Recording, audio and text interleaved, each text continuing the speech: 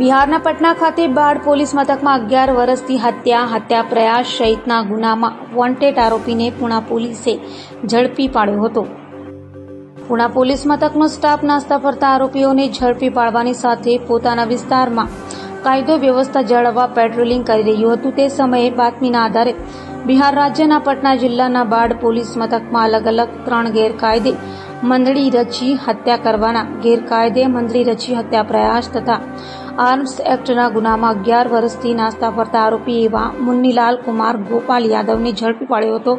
અને તેનો કબજો બિહારની ગાઢ પોલીસને સોંપવાની તજવીજ હાથ ધરી હતી। પુણા પોલીસ સ્ટેશન વિસ્તારમાં બનેલ ગુનાઓ શોધી કાઢવા અને વોન્ટેડ આરોપીઓ પકડવા માટે સૂચના કરેલ હોય પુણા પોલીસે 11 વર્ષથી બિહાર રાજ્યના પટણા જિલ્લાના બાઢ પોલીસ સ્ટેશનમાં ગેરકાયદેસર મંડળી રચી ખૂન કરવાનો તેમજ ગેરકાયદેસર મંડળી રચી ખૂનની કોશિશ કરવાનો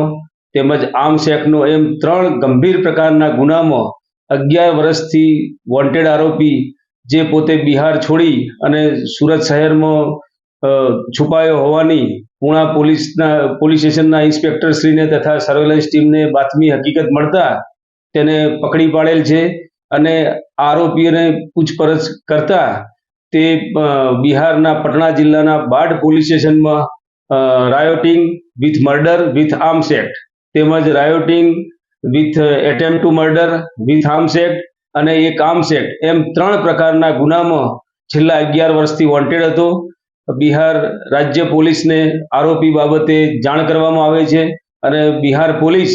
આરોપીનો કબજો લેવા માટે ટૂંક સમયમાં આવનાર છે। આમ પુણા પોલીસ સ્ટેશનને